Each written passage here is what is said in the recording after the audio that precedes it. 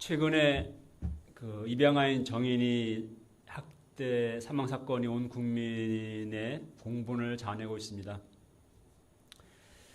양부 양모가 다 기독교인이고 또 목사님 집안 자녀들이고 또 기독교 학교 출신이고 또 직장도 기독교 방송국 직원이었다는 것으로 인해서 참 기독교가 세상으로부터 참 부끄러움을 당하고 있습니다. 그동안 기독교인들의 잘못된 행실로 인한 사건들이 종종 있어 왔지만 이번 사건은 정말 가히 정말 최악인 것 같습니다. 왜 이런 일들이 계속 일어나는지, 어쩌다가 이런 일까지 벌어지게 되었는지, 이제 앞으로 어떻게 사람들에게 정말 교회 나오도록 그렇게 우리가 전도할 수 있을지 정말 답답하고 정말 한탄이 나왔습니다. 그 사도행전의 초대교회의 모습에 대한 기록을 보면은 온 백성이 칭송을 받으니 주께서 구원받는 사람을 날마다 더하게 하시니라, 이런 구절이 나옵니다. 자, 온 백성에게 칭송을 받으니 이렇게 말했어요. 즉 성도들의 삶이 온 백성에게 칭송을 받는 모습이었기에 날마다 구원받는 자들이 더해졌다라는 것입니다. 이것이 교회인 것이죠. 예수님은 산상수훈에서 너희는 세상의 소금이다, 세상의 빛이다. 그래서 너희 빛을 사람 앞에 비치게 하여 그들이 너희의 착한 행실을 보고 하늘에 계신 너희 아버지께 영광을 돌리게 하라, 이렇게 말씀하십니다. 반면에 소금이 짠맛을 잃으면 아무 쓸데없어서 버려지나니 사람들에게 밟힐 뿐이니라, 이렇게 말씀했습니다. 정말 이제는 우리가 단지 말로서만이 아니라 선한 행실로서 하나님께 영광을 돌리게 해야 할, 또 전도를 해야 할 그럴 시대가 된 것 같습니다. 사도 바울의 서신서들을 보면 공통적인 패턴이 있는데요. 먼저 이제 교리적인 이야기를 한 다음에 바로 이어서 실천적인 윤리에 대한 말씀이 이어진다는 것입니다. 즉 복음의 진리는 반드시 실제 삶의 실천으로 이어지게 되어 있고 그래야 마땅합니다. 야고보서에 그런 말씀이 있죠. 행함이 없는 믿음은 그 자체로 죽은 것이다. 행함이 없는 믿음이 능히 너를 구원하겠느냐? 행함이 없는 너의 믿음을 내게 보여봐라. 나는 행함으로써 내 믿음을 너에게 보이리라, 이렇게 말씀합니다. 참된 믿음은 행함으로 나타나게 되어 있습니다. 그래서 이제 우리 골로새서도 앞에 지난 1, 2장은 이제 기독론에 대한 교리를 말했다면 오늘 3장은 이제 실전편으로 그리스도인의 윤리에 대한 삶에 대해서 이야기합니다. 즉 예수님을 믿는 우리는 마땅히 어떤 삶을 살아야 하는가에 대해서 말씀하십니다. 자, 1절 상반절을 보십시오. 받았으면까지 읽어보겠습니다. 시작. 그러므로 너희가 그리스도와 함께 다시 살리심을 받았으면, 자, 그러므로 너희가 그리스도와 함께 다시 살리심을 받았으면, 자, 이는 오늘 전체 본문을 여는 시작이고 또 전제가 되는 말씀이라 할 수 있겠습니다. 자, 예수님을 믿는 성도는 누구인가 하는 그 정체성에 대해서 표현해 주고 있어요. 자, 우리는 그리스도와 함께 다시 살리심을, 즉 다시 살아난 그런 사람들입니다. 즉 예수님을 믿는다는 것은 나의 옛 사람이 예수님과 함께 십자가에서 죽었고 주님의 부활하심과 함께 우리도 연합하여 새로운 생명으로 태어난, 살아난 그런 존재라는 것을 의미합니다. 자, 여기에서부터 이제 우리 신자의 윤리가 시작되는 것입니다. 예수님은 우리를 위해서 십자가에 죽으셨습니다. 이것은 단지 우리의 죄를 용서해 주시기 위함만이 아닙니다. 다시금 또 죄의 종된 삶을 살지 않도록 하시기 위함입니다. 그러니까 이걸 아는 게 굉장히 중요해요. 그냥 예수님이 내 죄를 왜 주셨어? 나는 이제 죄 사함 받았어, 구원 받았어. 그러니까 됐어 이제 땡이 아니라 다시 옛날과 같은 삶을 살지 않도록 하시기 위함이라는 것입니다. 그렇습니다. 예수님 믿는 우리는 그리스도와 함께 다시 살리심을 받은 자들입니다. 그리스도 안에서 새 생명을 얻었고 이제 새로운 존재가 된 사람들입니다. 자, 그러므로 이런 우리는 이제 어떤 삶을 살아야겠습니까? 첫째, 위의 것을 찾으라. 1절 하반절을 보십시오. 위의 것을부터 읽어보겠습니다. 시작. 위의 것을 찾으라. 거기는 그리스도께서 하나님 우편에 앉아 계시느니라. 예. 자, 위의 것을 찾으라. 찾으란 말은 이제 추구하라. 위의 것을 추구하라 말하고 있고요. 또 2절에 보면은 위의 것을 생각하라. 땅의 것을 생각하지 말라. 그것도 말씀합니다. 자, 왜 우리는 위의 것을 추구하고 또 위의 것을 생각해야 할까요? 3, 4절을 말씀합니다. 3, 4절 읽어보겠습니다. 시작. 이는 너희가 죽었고 너희 생명이 그리스도와 함께 하나님 안에 감추어졌음이라. 우리 생명이신 그리스도께서 나타내실 그때에 너희도 그와 함께 영광 중에 나타나리라. 네. 우리는 이 땅에서의 육체 생명을 가지고 살아가죠. 저는 굉장히 좀 손발이 차고 좀 추위가 많이 힘들어하는 그런 몸인데요. 요즘 같은 겨울이면은 참 이 땅에서 생명을 유지하며 살아간다는 것이 참 힘든 일이구나 하는 것을 그런 생각을 듭니다. 우리 살기 위해서 끝없이 먹어야 하고요. 또 집도 필요하고 또 뭔가 온기를 따뜻한 난방이 필요합니다. 그러니까 살아있다는 것은 또한 끝없이 뭔가 욕망하는 존재라는 의미이기도 합니다. 뭐 돈을 벌고자 또 성공하고자 또 명예를 얻고자 한평생 애쓰며 살아갑니다. 그러다 보면 젊음의 때는 지나고 늙고 병들게 됩니다. 마침내 호흡이 멎으면 우리 생명도 이제 사라지게 되는 것이죠. 우리 육신의 생명은 머지않아 고작 몇십 년 후면 사라지게 되는 생명인 것입니다. 그러기에 아등바등 재물을 모으고 뭔가 이루고자 애쓰며 살아가지만 죽음 앞에 서게 될 때 남는 것은 결국 허무뿐입니다. 자, 그런데 예수님을 믿는 우리에게는 또 다른 생명이 있습니다. 몇십 년 있다가 죽음과 함께 꺼질 생명이 아니라 영원히 살게 될 생명입니다. 예수님을 믿음으로 거듭날 때 우리는 그 영원한 생명을 가진 존재로 다시 태어났습니다. 예수님께서 말씀하셨습니다. 나는 부활이요 생명이니 나를 믿는 자는 죽어도 살겠고 무릇 살아서 나를 믿는 자는 영원히 죽지 아니하리라. 우리 지금 육체의 몸을 입고 이 땅에서 살아갑니다. 그러나 우리의 참된 생명은 그리스도와 함께 하나님 안에 감춰져 있습니다.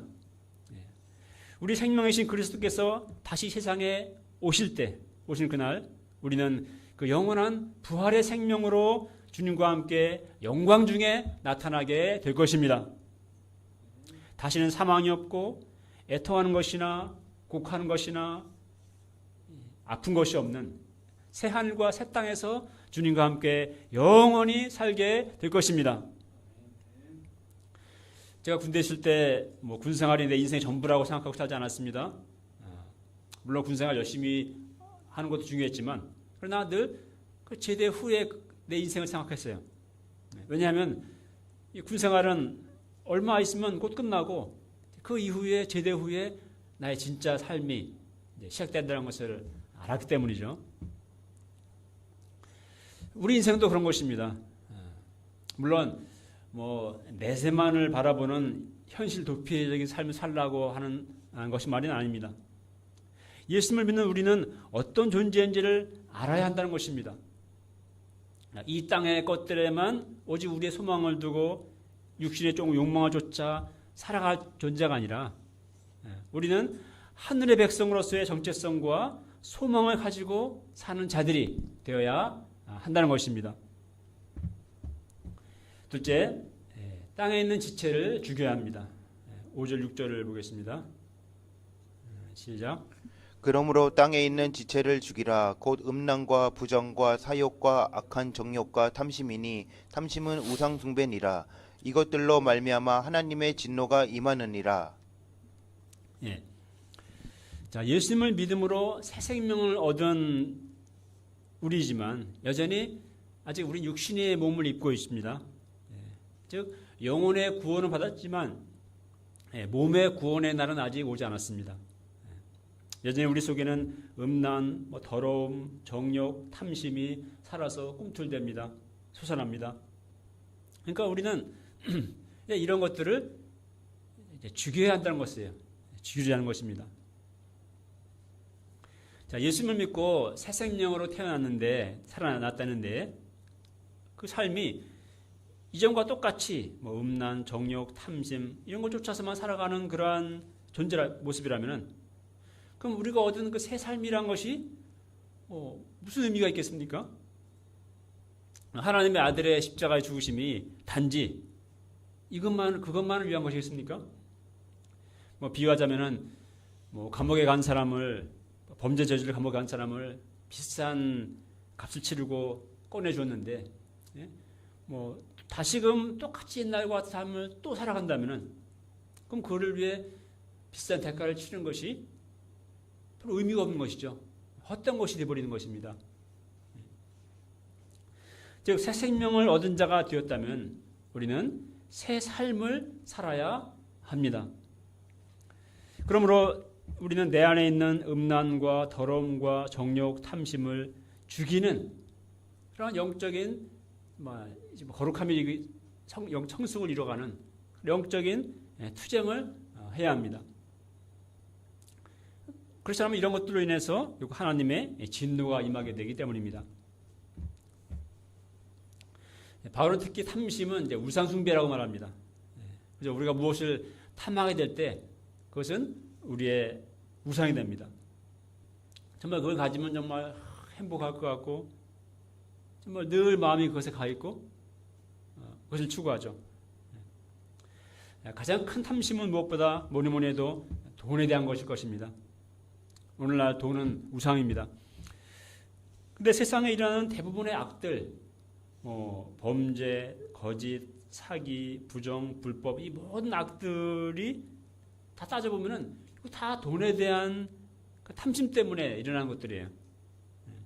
그래서 성경은 돈을 사랑하는 것이 일만하게 뿌리가 된다고 말씀합니다. 인간의 탐심에는 결코 만족이 없고 또 끝이 없습니다. 물론 돈은 우리 삶에 꼭 필요한 것이지만 또 정말 유익하게 쓸 수 있는 것이지만 그러나 그 돈에 대한 탐심이 이로 인해서 그것이 내 마음에 우상이 되지 않도록 우리는 정말 투쟁해야 합니다. 끝없는 탐심을 죽여야 합니다. 그렇지 않을 때 우리는 하나님을 섬긴다고 하지만 하나님이 아니라 실상 이 돈을 우상으로 섬기는 그런 자가 우상 숭배자가 되어버릴 수 있습니다. 우리가 또한 벗어버려야 할 것이 무엇입니까? 8절과 9절을 말씀합니다. 읽어보겠습니다. 시작. 이제는 너희가 이 모든 것을 벗어버리라. 곧 분항과 노여움과 악의와 비방과 너희 입에 부끄러운 말이라. 너희가 서로 거짓말을 하지 말라. 옛사람과 그 행위를 벗어버리고. 네. 그리스도와 함께 살리심을 받은 사람이라면 이제 우리는 예수를 믿기 전에 그 옛사람에 속한 이러한 육신에 속한 행위들을 우리는 벗어버려야 합니다. 화내는 거, 또 남을 비방하는 거, 또 온갖 부끄러운 비방하는 말, 부끄러운 욕설, 부끄러운 말들을 하지 말아야 하고 특히 서로 거짓말을 하지 말아야 하겠습니다. 자, 셋째, 우리는 새 사람을 입어야 합니다. 10절을 보십시오. 읽어보겠습니다.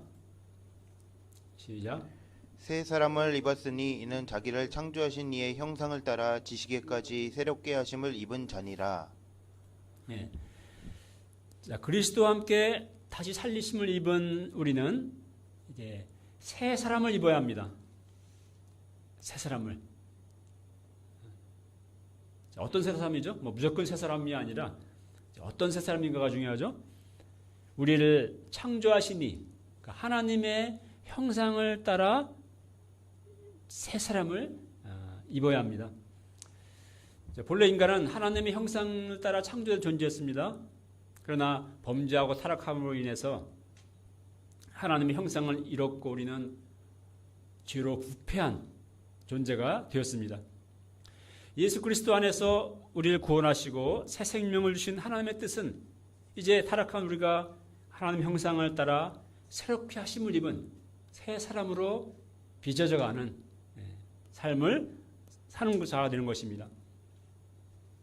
그래서 앞에 2장 22절에서도 너희를 거룩하고 흠없고 책망할 것이 없는 자로 그 앞에 세우고자 하셨다라고 말씀했습니다.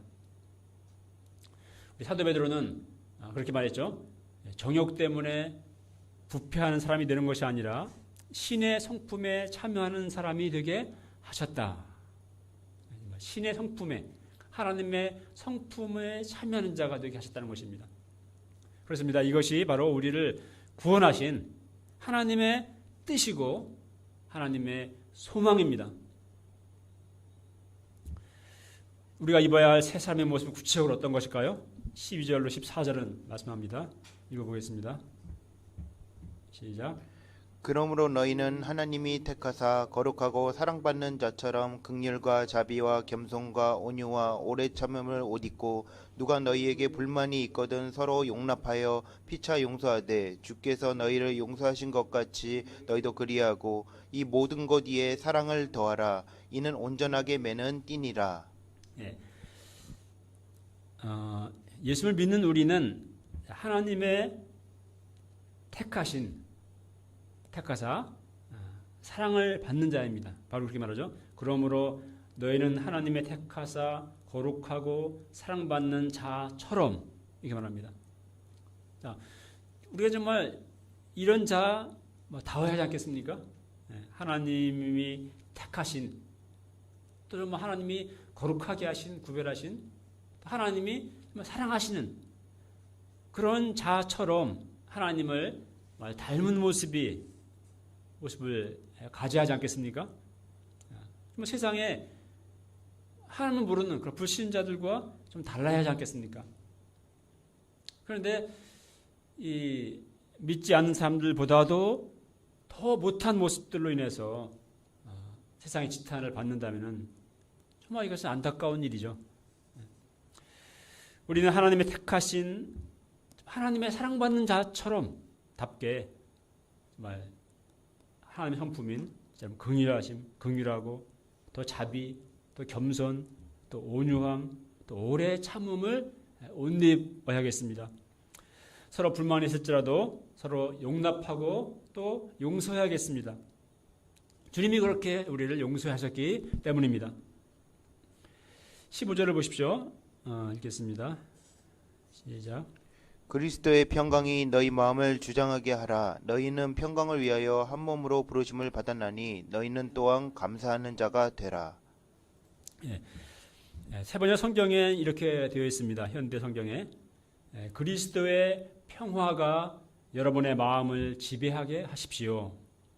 이 평화를 누리도록 여러분은 부르심을 받아 한 몸이 되었습니다. 자, 그리스도의 평강이란 말 얼마나 참 놀라운 것입니까? 정말 이 말만 들어도 정말 은혜가 돼요. 그리스도의 평강, 그리스도 안에 있는 평강, 그리스도가 주시는 평강. 자, 예수님을 마음에 모신 사람, 또 그 마음에 성령이 거하신 사람의 마음에는 이 그리스도의 평강이 있습니다. 이게 세상에 주는 것과 다른, 또 세상이 줄 수 없는, 세상에 알지 못하는 그런 그리스도께서 주시는 평강이 있습니다. 요한복음에서 예수님께서 말씀하셨습니다.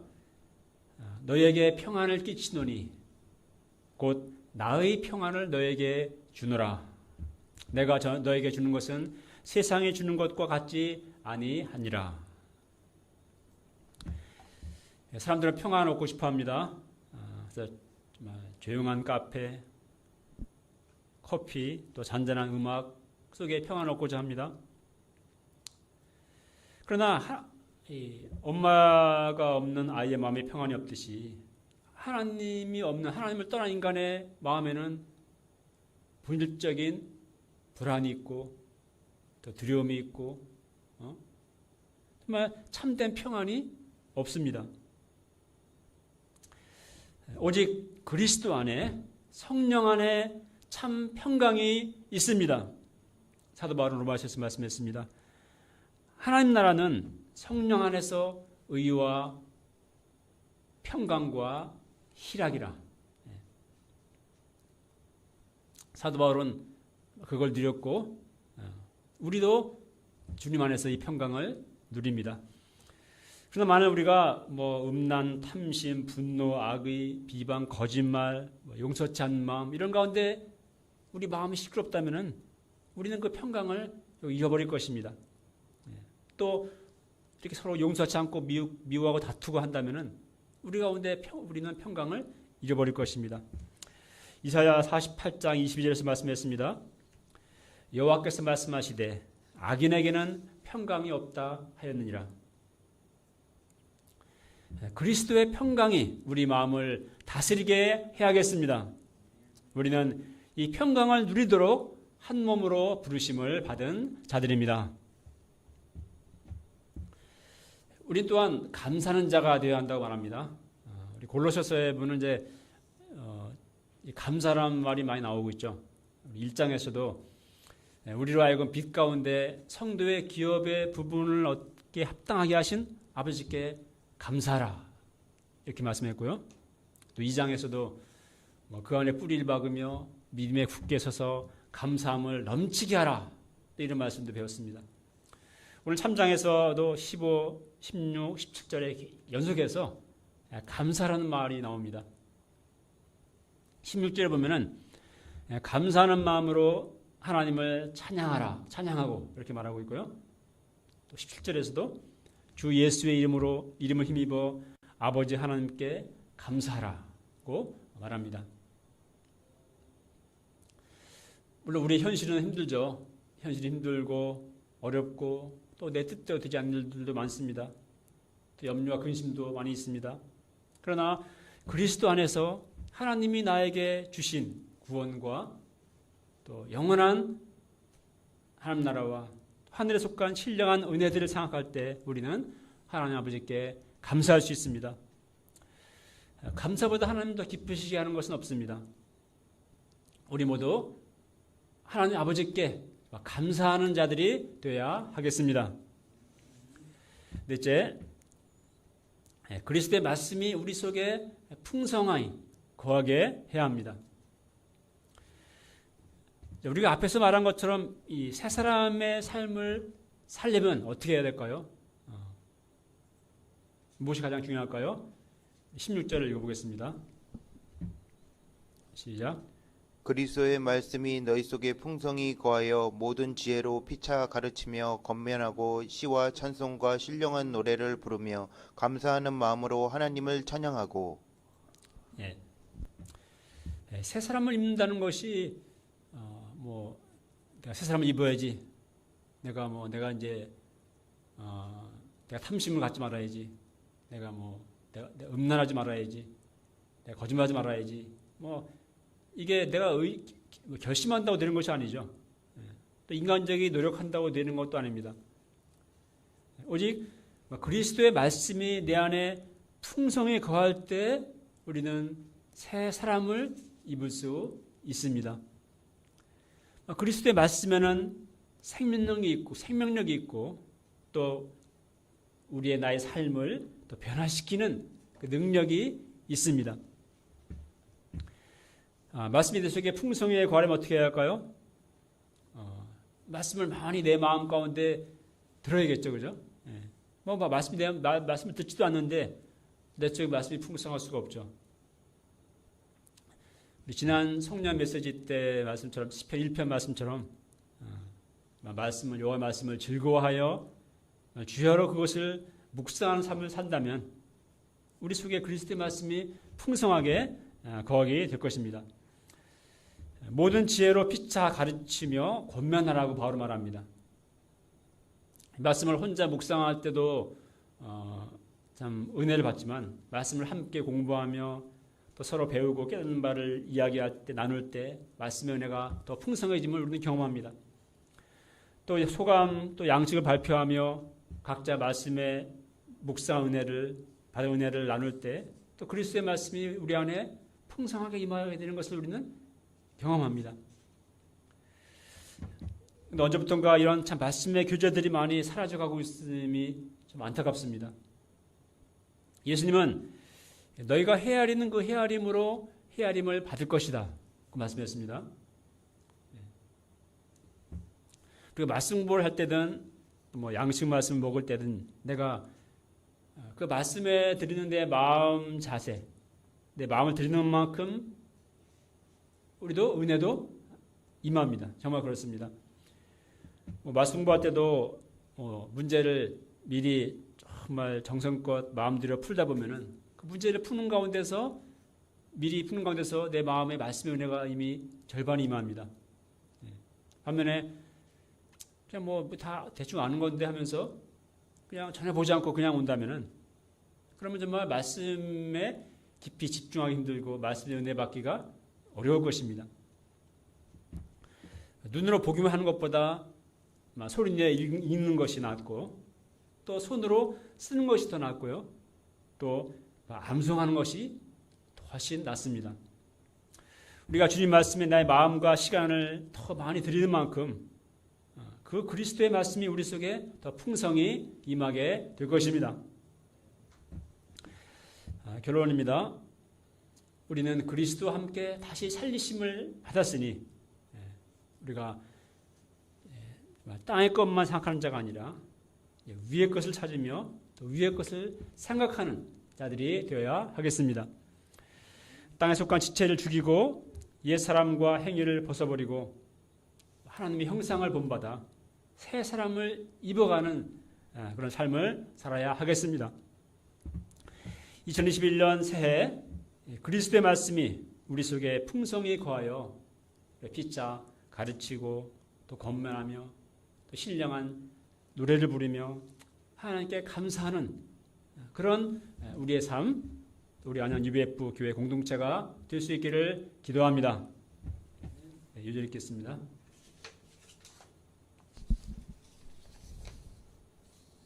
16절 시작.